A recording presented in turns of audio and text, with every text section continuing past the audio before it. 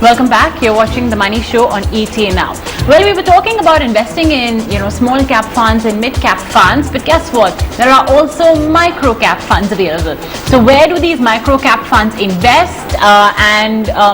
What's really the suitability of the investment in these funds? I have with me the fund manager of one such fund, Mr. Rohit Saxena. He's a fund manager for equities at Sundaram Mutual Fund, and he manages the Sundaram Select Micro Cap Series 14 to 17. Rohit, thank you so much for taking our time today and joining us on the show. Well, 100% return is what you have given in the last 1 year, definitely in the top 5 performers in the entire small cap space. But you classify it as a micro cap fund. How is it different, from a small cap or a mid cap fund? What's the investment strategy like? Sure. Thanks for having me here. So, these micro-cap funds are a series of closed-ended funds for a period of 5 years, and they invest in stocks ranked 301st and below by market cap. So you can say the closest peer of these funds would be the small cap funds, as they invest in stocks ranked 251st and below by market cap. So primarily that's the difference in the two funds.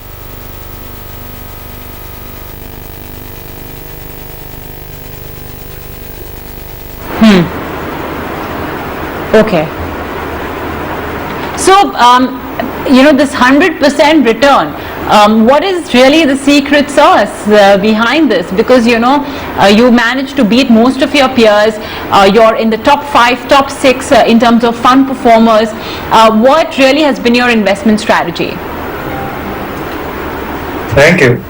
So, a good part of this performance is driven by our overweight stance in industrial goods, cements, and automotive sectors, all of which are linked to economic recovery.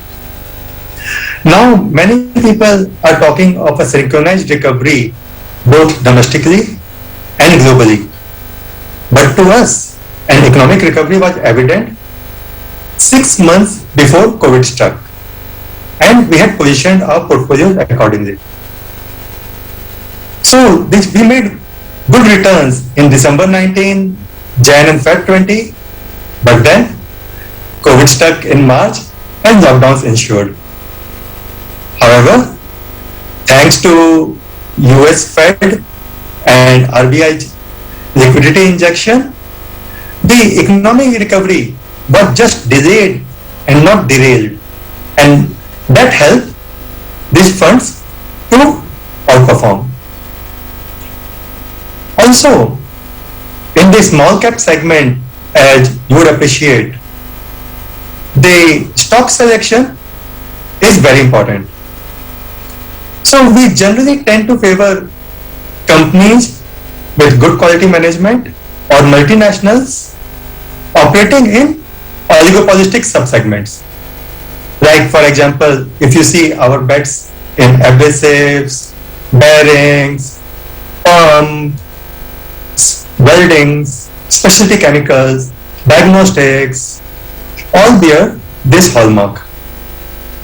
All these companies have managed to gain market share in the last year and have done very well, and we expect them to continue to do so.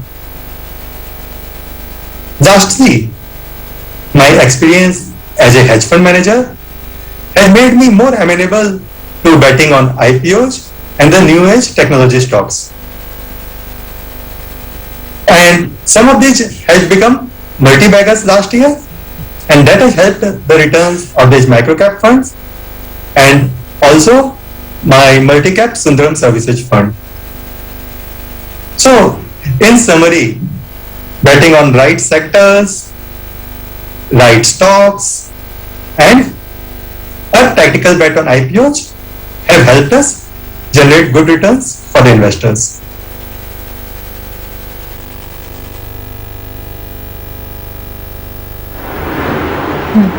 Okay. Now, Rohit, we often see, when it comes to investors, when they have to select a fund, the easiest parameter to look at is past return. So that tick mark is definitely there. But what would you tell, unit holders and prospective unit holders as well about expectations in the future from the microcap fund? Thank you. You have touched a very pertinent point. Let me start with that. So, when we see there are a lot of mutual fund investors who just look at the past 1 year return and past 3 year returns and blindly invest in the top performing funds without understanding the market cap leanings of the funds or the underlying sectoral biases of the fund or the underlying cyclicality of the returns. And what tends to happen is these investors enter late in the cycle and have subpar experience of returns. So, coming to the small cap and micro cap space, basically I believe this space is more cyclical in nature and it tends to do well during times of economic recovery till the time this economic recovery is well entrenched. So my sense is that there is more steam left in the small cap and micro cap space and they will continue to outperform large caps in short term. However, let me add a caveat here. I believe that easy money has been made here and going forward you will get higher returns with much higher volatility.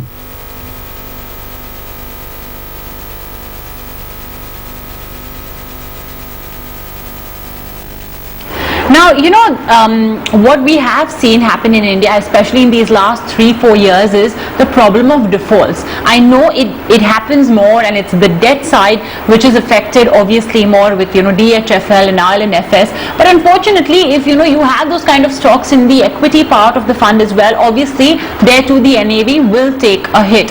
So the key thing in micro-cap funds is stock selection.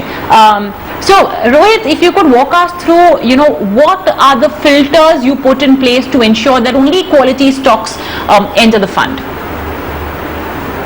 Absolutely. The quality of stocks is of paramount importance, more so in a small cap and micro cap funds.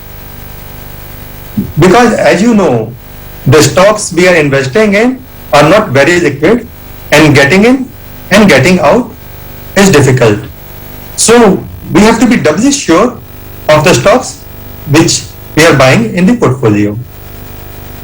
So we have a multi-step research process for this purpose. So our research analysts do a detailed analysis of the company's financials of the past. They look at how the company has grown, how the market shares have moved, what kind of cash flows company has generated, what has been the ROE, ROC generated, what has been the capital allocation policies, etc. And doing this financial analysis gives a very good picture of the business of the company and the intent of the promoters. Also, we make projections under different scenarios and we try to map out returns under different scenarios to see what kind of returns we can get in various scenarios. And simultaneously, our risk team goes deep into the promoter's background. They have their proprietary database. They check all the pending legal cases. They check any past legal history. They also check the promoter's pledging. They check like if there are any other businesses of the promoters. And if they find any red flags, they raise it upfront. So they ensure that only companies with good governance come in our portfolios. And lastly, we meet company management typically at multiple levels. We meet their competitors, we meet their suppliers, dealers, and even the ex-employees to figure out more details about the company, to understand whether our investment thesis is right and the company is worthy of investment. Only after a company clears all the checks, we get the company in the portfolio.